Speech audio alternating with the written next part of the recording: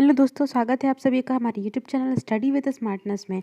आज के इस वीडियो में हम फिजिक्स के बहुत ही इंपॉर्टेंट टॉपिक साउंड के बारे में बात करने जा रहे हैं।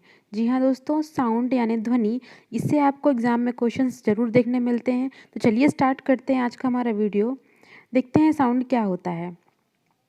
ध्वनि एक प्रकार का कंपन या विक्षोभ होता है जो किसी ठोस द्रव या गैस से होकर संचारित होता है, किंतु मुख्य रूप से उन कंपनों को ही ध्वनि कहते हैं जो मानव के कान से सुनाई पड़ती हैं। तो दोस्तों, ध्वनि ऊर्जा को भी हम दूसरे ऊर्जा के रूप में रूपांतरित कर सकते हैं। आगे देखते हैं कि इसका उदाहरण, जब हम ताली बजाते हैं तो ध्वनि उत्पन्न होती है। ताली बजाने में पेशी ऊर्जा के रूप को रूपांतरित किया जाता है, अर्थात पेशी ऊर्जा से हमें ध्वनि ऊर्जा प्राप्त होती है। चलिए देखते हैं कि ध्वनि की कुछ कुछ विशेषताएं क्या होती हैं। ध्वनि एक यांत्रिक तरंग है, ना कि विद्युत चुम्बकीय तरंग। तो दूसरा इसका है कि ध्वनि के संचरण के लिए माध्यम की ज़रूरत होती है, निर्वात में ध्वनि का संचरण नहीं हो सकता है।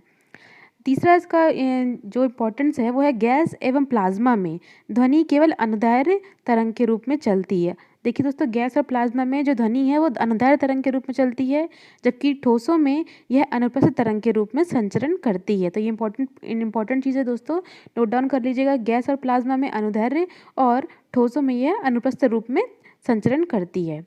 फोर्थ पॉइंट है हमारा, सामान्य ताप व दाब नॉर्मल टेम्परेचर एंड प्रेशर पर वायु में ध्वनि का वेग लगभग 332 मीटर प्रति सेकंड होता है। इस डेटा को भी आप नोट डाउन कर लें कि 332 मीटर प्रति सेकंड होता है नॉर्मल टेम्परेचर एंड प्रेशर में। तो बहुत से वायुयान जो होते हैं इससे भी तेज गति से 332 मीटर प्रति सेकंड की गति से भी तेज चलते हैं, और ऐसे वायुयानों को हम सुपरसोनिक विमान कहते हैं। हमारा फिफ्थ पॉइंट है, मानव कान लगभग 20 हर्ट्ज से लेकर 20,000 hertz kilo hertz 20 kilo hertz कह लीजिए या फिर 20,000 हर्ट्ज की आवृत्ति की ध्वनि तरंगों को ही सुन सकते हैं। तो ये हमारी विशेषता थी ध्वनि की कुछ। आगे देखते हैं, आवृत्ति के अनुसार वर्गीकरण किस प्रकार है। ध्वनि का वर्गीकरण किया गया है आवृत्ति के अनुसार। पहला है हमारा अपश्रव, या फिर जिसे कहते हैं हम इंफ्रासोनिक रेज।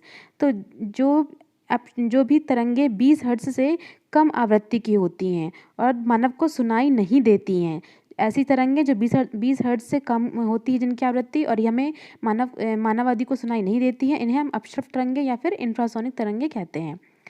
दूसरा हमारा श्रव्य या सोनिक तरंगे, जो कि 20 हर्ट्ज से लेकर 20 किलो हर्ट्ज के बीच इनकी आवृत्ति होती है, और यही ध्वनि जो होती है मानव को सुनाई देती है। और हमारा सी है पराश्रव्य या फिर अल्ट्रासोनिक रेज। तो ये है 20 किलो हर्ट्ज से लेकर 16 गीगा हर्ट्ज के बीच की आवृत्ति की होती हैं।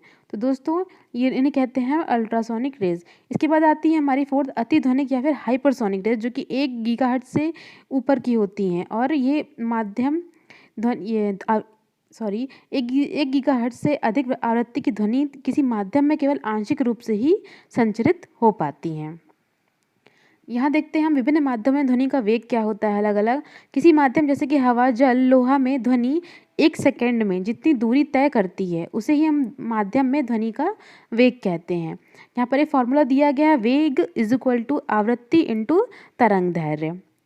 चलिए यहाँ पर एक टेबल बनाई हुई दोस्तों, विभिन्न माध्यम में ध्वनि की चाल। तो एग्जाम में कहीं ना कहीं ज़रूर पूछे गए हैं, इसलिए से हमने यहाँ पे मेंशन किया है आपके लिए। तो इन्हें आप ज़रूर याद कर लें कि वायु में ध्वनि की चाल कितनी होती है। तो ये जो भी डेटा है दोस्तों, ये मीटर प्रति सेकेंड में दिया गया है, और इसका टेम्परेचर 0 डिग्री सेंटीग्रेड में है। चलिए देखते हैं, वायु में ध्वनि की चाल होती है 332 मीटर प्रति सेकेंड। हाइड्रोजन की होती है 1269 मीटर प्रति सेकेंड। कार्बन डाइऑक्साइड होती है 260, और भाप जो कि 100 डिग्री सेंटीग्रेड में होता है उसमें ध्वनि की चाल होती है 405 मीटर प्रति सेकेंड। इसी प्रकार अल्कोहल में होती है 1213 मीटर प्रति सेकेंड, जल में होती है 1483, समुद्री जल में होती है 1533 मीटर प्रति सेकेंड ध्वनि की चाल। पारे में होती है 1450, और कांच में होती है 5640। इस तरह एल्यूमिनियम में 6420 और लोहा में 5130 मीटर प्रति सेकेंड। तो ये पूरा डेटा दोस्तों याद कर लीजिएगा, एग्जाम में कहीं ना कहीं ज़रूर पूछे जाते हैं। आगे बढ़ते हैं हम ध्वनि तरंगों के अभिलक्षण के बारे में। देखते हैं ध्वनि तरंगों के अभिलक्षण में सबसे पहला पॉइंट है हमारा तरंग दैर्ध्य अर्थात वेवलेंथ। देखते हैं वेवलेंथ क्या होता है। 2 क्रमागत संपीड़न या विरलन या 2 क्रमागत शिखर के बीच की दूरी को हम वेवलेंथ या तरंग कहते हैं। तरंग जो होती है उसे ग्रीक के अक्षर लैम्डा से दर्शाया जाता है, और तरंग का जो एसआई यूनिट है दोस्तों, ये होता है यूनिट जो है मीटर होती है। तरंग की एसआई यूनिट मीटर होती है। इसी प्रकार चलिए देखते हैं आवृत्ति फ्रीक्वेंसी क्या होती है ध्वनि की। एकांक समय में होने वाली घटना की संख्या उस घटना की आवृत्ति कहलाती है, फ्रीक्वेंसी कहते हैं कि एक समय में, एकांक समय में वो घटना कितनी बार दोहराई जा रही है। इसी प्रकार आवृत्ति को हम ग्रीक के अक्षर न्यू से प्रदर्शित करते हैं और ध्वनि का जो एसआई मात्रक है, सॉरी ध्वनि नहीं, यहाँ पे आवृत्ति का जो एसआई मात्रक है वो हर्ट्ज कहलाता है और हर्ट्ज को हम HZ से निरूपित करते हैं। सी है हमारा आवर्तकाल। माध्यम के घनत्व के एक संपूर्ण दोलन में लिया गया समय ध्वनि तरंग का आवर्तकाल कहलाता है। तो आवर्तकाल को हम टी से प्रदर्शित करते हैं और आवर्तकाल का जो एसआई यूनिट है वो है सेकेंड। तो देखिए आवर्ती और आवर्तकाल दोनों में संबंध होता है, तो आवृत्ति इज इक्वल टू होता है 1 में आवर्तकाल, दोनों ही व्युत्क्रमानुपाती होते हैं।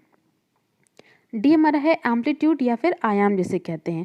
किसी माध्यम में मूल स्थिति के दोनों ओर अधिकतम विक्षोभ या डिस्टर्बेंस को हम तरंग का आयाम कहते हैं। देखिए यहाँ पर दोस्तों दिखाया गया है वेवलेंथ को, और इस प्रकार से आयाम होता है। ध्वनि की प्रबलता तथा मृदुलता, ध्वनि की प्रबलता तथा मृदुलता ध्वनि तरंगों के आयाम से निर्धारित होती है। अर्थात यदि हम किसी ध्वनि की ये जानना चाहें कि प्रबल है कि या मृदुल है, तो उसके लिए हम ध्वनि के आयाम का निर्धारण करते हैं। तो जो आयाम है वह ध्वनि तरंग की ऊर्जा होती है। ध्वनि तरंग का आयाम उस ऊर्जा पर निर्भर करती है जिससे कोई वस्तु को कंपायमान किया जाता है।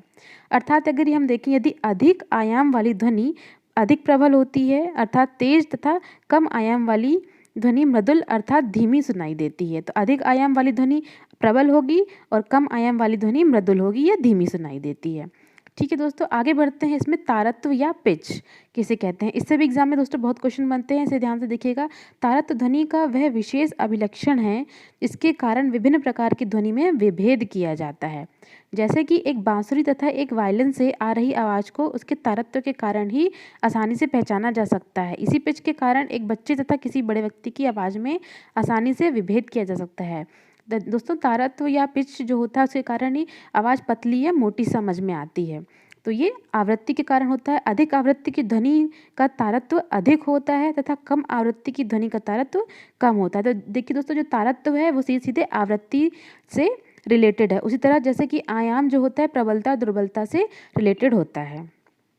इसके बाद देखते हैं हमारा ध्वनि की गुणता या टिम्बर लय किसे कहते हैं। ध्वनि का एक अभिलक्षण जो समान तारत्व तथा प्रबलता की दो ध्वनियों में अंतर करने में सहायता प्रदान करता है, ध्वनि की गुणता या टिम्बर या लय कहलाता है।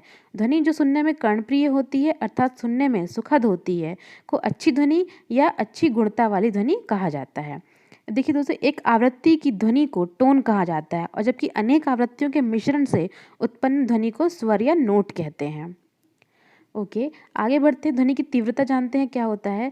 किसी एकांक क्षेत्रफल से 1 सेकेंड में गुजरने वाली ध्वनि ऊर्जा को ध्वनि की तीव्रता या फिर इंटेंसिटी ऑफ साउंड कहते हैं।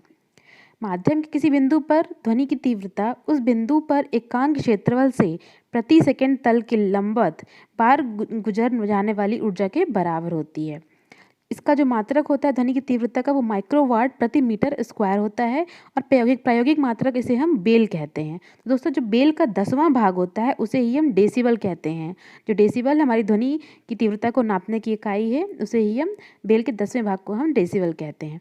यहाँ पर देखिए दोस्तों, एक टेबल दी गई, ध्वनि का स्रोत दिया गया है और उसकी डेसिबल उसकी तीव्रता कितनी है वो बताया गया है। तो जो भी हम साधारण बातचीत करते हैं उसकी जो तीव्रता होती है वो 30 से 40 डेसिबल की होती है।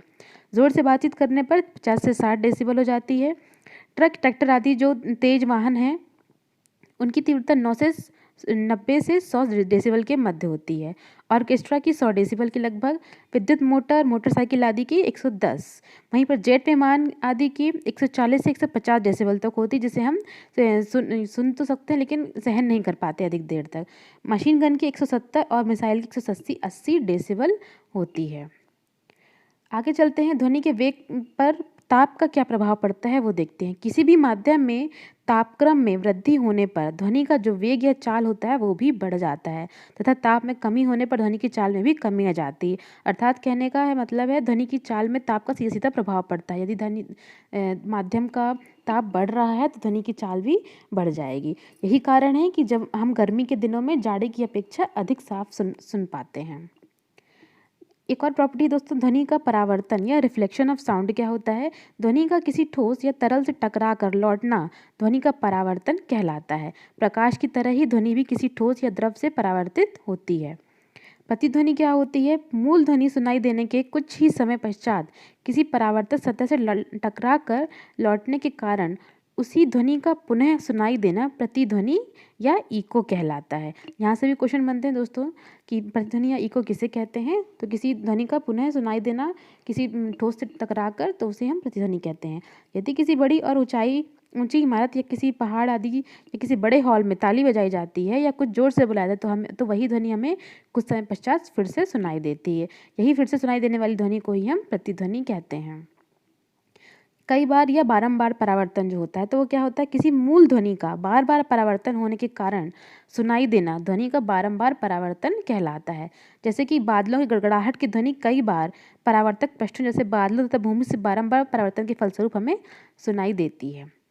अब प्रतिध्वनि की जो शर्त हैं दोस्तों, वो देख लीजिए। किसी ध्वनि की संवेदनाएं हमारे मस्तिष्क में लगभग 0.1 सेकेंड तक बनी रहती हैं। ये एग्जाम पॉइंट ऑफ व्यू से दोस्तों बहुत इंपॉर्टेंट, कई बार पूछा गया है एग्जाम में कि ध्वनि की जो संवेदना है वो हमारे मस्तिष्क पर कब तक बनी रहती है। तो ये 0.1 सेकेंड तक बनी रहती है या फिर 1/10 सेकेंड तक हमारे दिमाग में बनी रहती हैं।